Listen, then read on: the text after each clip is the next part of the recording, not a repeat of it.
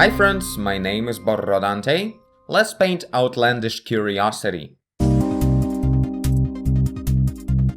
Now, Outlandish Curiosity is a big new project by Kevin Folk, and we're gonna be illustrating it for quite a while. Hopefully. The story is describing the animals, creatures, and places, all kinds of nature of a specific fantasy world, and it kind of goes in this encyclopedia format, although that's gonna change a bit. There will be more adventure in the future final version of the thing, but still there will be a huge part of attention paid to the creatures and things that's going on around. And this is what the first volume looks like at the moment. It was illustrated by someone else, and basically we should follow this kind of style, but in my style. Meaning we're gonna be not that much of drawing, but more of a painting, but we should follow the design of these creatures with new creatures that are described in the second volume. So that's a huge thing that we're gonna be doing. And today we're gonna start with visualizing the main character. His name is Gilbert Rufflestum, and he's an adventurous fella who's showing us and telling us all the things around. So we're gonna be doing a couple of sketches of the guy. So let's start. Okay, this is the skin color, and also I have a little note from Kevin. So visually Gilbert looks human and has a yellow-orangish, well, this kind of skin tone. Average height, obvious love for nature, and knack for exploring. Clothing-wise, he wears simplistic yet high-quality garments, a compass in his breast pouch. Make sure he doesn't stand out too much, he tries to be subtle when approaching animals. So I guess we should start with some sort of a crocodile hunter setup. Yeah, like close to like these colors, and this is the high quality yet subtle colors for the adventure guy. So we'll go with something like that initially, but I guess with longer sleeves and pants, and then add something interesting on top. That's gonna be the workflow for today. So let's see, well, let's start with the character of himself, like he should feel adventurous and upbeat. So I guess the pose should be very much straight and happy, but not too much. He's a wise fella and sophisticated, since he's speaking with the words of the writer. I think the hat should be slightly bigger than usual, just due to the style of the characters initially. They're kind of fable-like, so I guess, like, not ridiculously big, but slightly bigger, like my head. So maybe he should be holding like a book, like a notebook with his stuff written in it, and the other arm will go with that kind of stuff. Let's give it a try. So there will probably be some kind of hat. This neck is too wide. We should go with intellectual width of the neck. Okay, pretty nice. Kind of uncertain about the legs for now, like anatomy-wise. Yeah, also Kevin said that this whole thing will be like fully exposed. Also, all the stories are on the Kickstarter or somewhere in an open access. So you can check out the first volume and everything. You can actually read through it, and more than that, you can give me actual feedback in the comments. Tell me what you think would work better for the character or anything, and me and Kevin will be reading, and that will make my job easier. Presumably. Anyway, feel free to actually help out with your ideas. This is like a paint through, basically. Okay, I'm going with too wide of a shoulders here. You're not Indiana Jones or something, so let's go a bit less that. I'm working on the basic silhouette right now, and then we'll be playing the fashion designer on top. Okay, I feel more or less confident with the base, except for this foot, of course. Kinda better. So let's go on top of this. Nah. Right, something like that, but male, so less exposed skin. Sexist society. Ugh. I think there should be like a shirt and some kind of jacket on top to make it more interesting. I think the face should be more or less lean, more gentle. So we'll make the jawline higher like this, not horizontal like a brick. I like that he's basically a human, but with a slight alteration of the skin color. And maybe facial features or something will be, well, special, not exactly non-human, but, you know, interesting. Okay, I wanted actually to try a messy approach today, because basically this is how I work in color spots, and it works out really well for searching for the shape. And that's why I don't like working with lines, because I always go with defining the silhouettes too well right away. And that's my biggest mistake. So right now I'm gonna work with very loose lines, trying to just, I don't know, define shapes or anything, and it's gonna look messy, and then we'll find the proper design in it. Let's give it a try. I feel fresh for it. Okay. I need to go to the bathroom. Okay, let's start. Maybe zoom out a bit. So we'll go with something like this of an approach. I don't see anything. Okay, so there will be like a shirt there. Open, but not too much. He's not on a date. Yeah, it's really important to find the right pace for these wiggly lines, so they would actually search for something interesting. So then we're thinking about the jacket of some sort. So... Also, Kevin said that it's important to follow this little thing in the design, that everything has these kind of like spiral endings, like Fable kind of cute things. So we should add, I think this color part would go with something like that. It would look fitting, I suppose. Maybe the buttons are slightly bigger. I'm trying to make sure I'm not going too realistically like a concept for some high-end video game. I've recently watched the full playthrough of Uncharted 4, so that's kind of what's going on in my head right now. Okay, so I think this jacket might go a bit like that, but not too much, because you look like a sir. So there should be the so-called breast pouch. I think it should be like leather, nice thing, and there's a compass. So he's traveling light, like doesn't have much of a bag with him. Or should we add a backpack? Or maybe this kind of bag, not that much though. Right? I think that totally is fair. He should have a bunch of things, like he should be the guy who was prepared for the stuff that's going on in the wild. So these puffy, like muffin tops on top of the boots, that's the adventurous and fabulous kind of style of going with it. So let's exaggerate that a bit. And the boots, I don't know why I like the idea of making them like not very slim in this area, like in the ankle, so they would look like solid leather, reliable boots. And maybe a slight curl on the tip in here, but not too much. Kinda looks like a very much of a Russian fable art style, with the boots specifically. Yeah, I'm not exactly happy with this. Maybe just more pointy, but not up, because the resemblance with the Russian folklore is too damn high. Like, I have no idea what people worldwide see in this kind of style, but that's really a thing. So, let's think where to put the compass. No, wait, it should be round, right? The old school, awesome.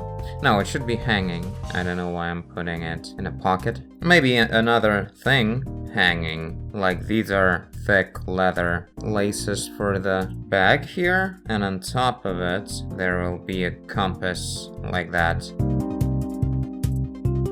Looks like a time bomb on his chest. Okay, let's give it a rest for a moment. And maybe let's lower this arm a bit, so it wouldn't cover anything interesting with the book. A cool adventurous badge on the belt.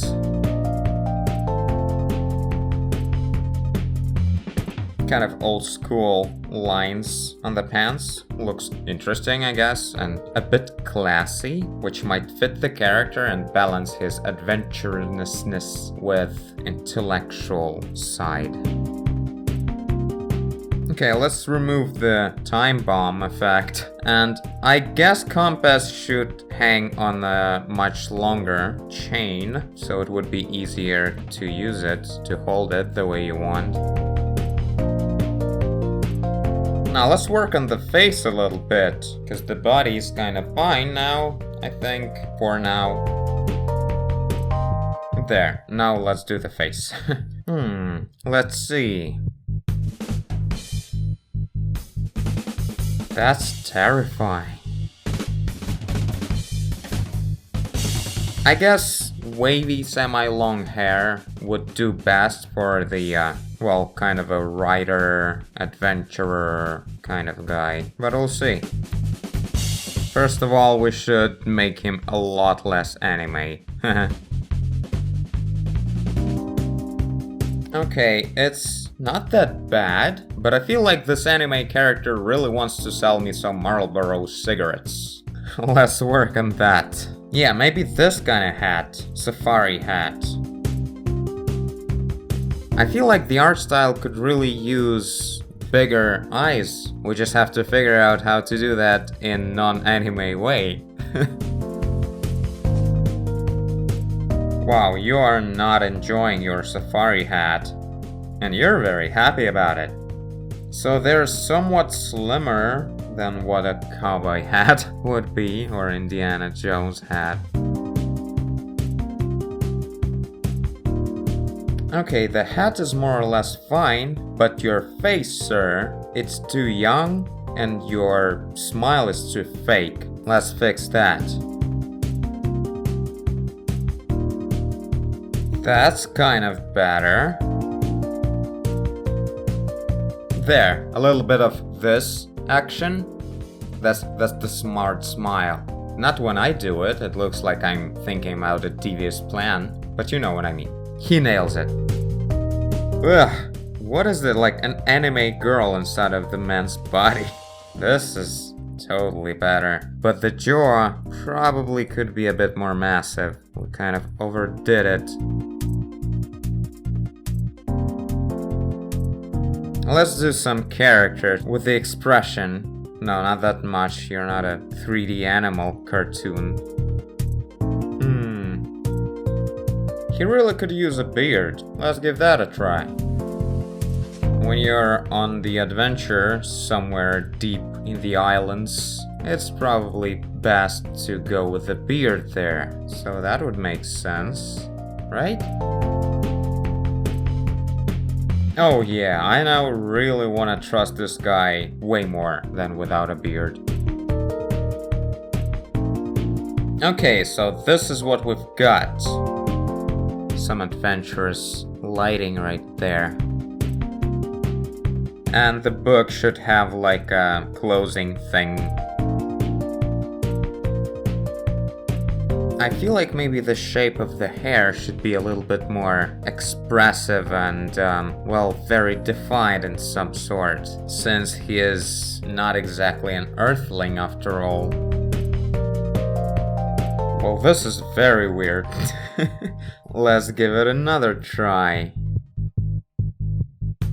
And maybe let's do the beard also with a little bit of something in the front. And on the side as well. Yeah, kind of like that, like he's all, a charismatic kind of semi-old, but not really capable of everything kind of guy. Kind of interesting. And this one is a bit too much of a normal. And this guy, I really want to know what he wrote. But maybe like a better choice in like shapes. here and there. I'll do that a lot better in color. But yeah, I think I'm finally happy with the result. I guess I'll send Kevin a couple of these variations, but not this one. Although maybe just for fun. High quality garments with a compass, breast pouch, obvious love for nature and knack for exploring. I think we pretty much nailed it. Average height, simplistic yet high quality garments.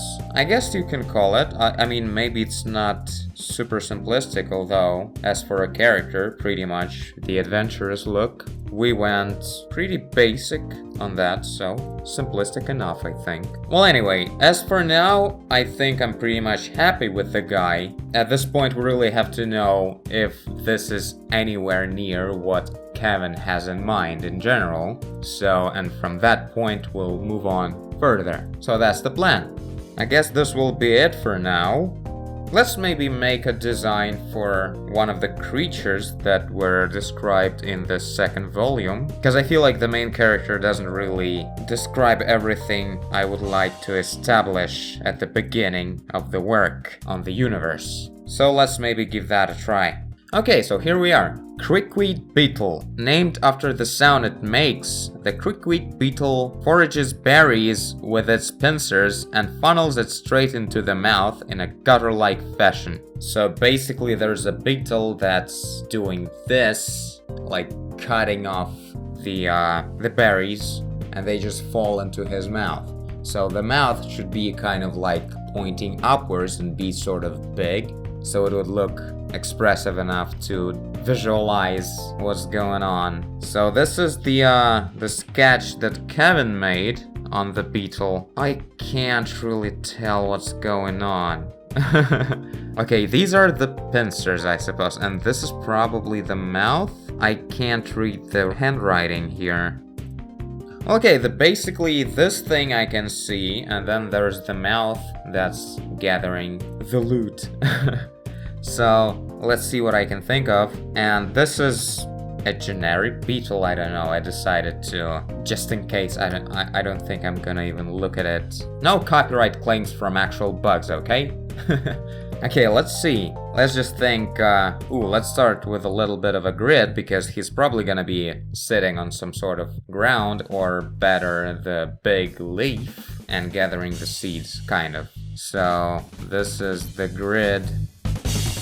Such a cool trick starting with the grid. It feels so defined, like easy to understand where you are and such. I think it's gonna be a good angle. We'll see. So anyway, he should be probably kind of like wide, not so slim like this generic beetle here. So let's see. I don't know where to start.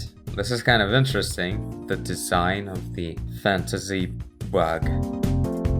So I'm kind of adding the belly underneath the head in here, and there will be some kind of mouth in here. I can see a pretty expressive eyeball on this sketch by Kevin. I think we should really like make an expression like any creature, even if it's just a bug, it should have like a face, it should be a character. So it would be interesting to look at, and well, so it would be kind of like Fable style. So let's see what we can do with that. Wow, I don't know why, but this is so much fun to build it up. So let's do this curly thing on the legs. So there are like tiny extra limbs that get the food inside as well. So let's add those in here somewhere. Let's actually go in non-classical way, so to speak. I mean, like, there will be limbs in the very middle, like this. Although, we should probably open it. They shouldn't be all closed. I did that only because it's easier to draw. Some antennas like this. Kinda looks cool. Now let's do the actual pincers. So they should start somewhere right over the belly here. So here go the pincers. Somewhere like there. to make it clear that this is the thing to cut with. And let's show the berry, like the bug in action.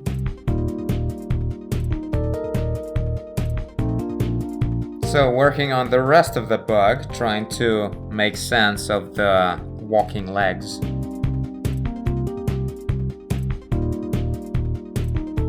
A bit more of a hard shell details here and there, so he would look more like a bug and not like some alien. Okay, so this is it for the bug. I think the crickweed beetle turned out pretty expressive. Let's highlight a bit something in here, because the back is kind of disappearing.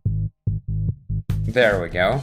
Nice, I think. So we'll send these two characters to Kevin. Wow, the beetle turned out to be so much more well-defined. Well, I guess here there's a lot more details and it's a lot more about the character than the idea of him. So I guess it's fair to go with this kind of approach on this character for now. And this one went super specific. So till the next time, I guess. Tell me what you think on both characters, for the Gilbert or for the Beetle. And I thank you for watching if you did. I guess you did if you're here. Leave a like and subscribe. Tell a friend. Eat more berries. Do whatever you want. And I will see you in the next one.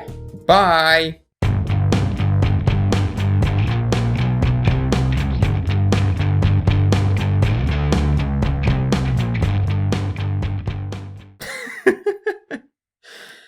No, I'm not sending this one.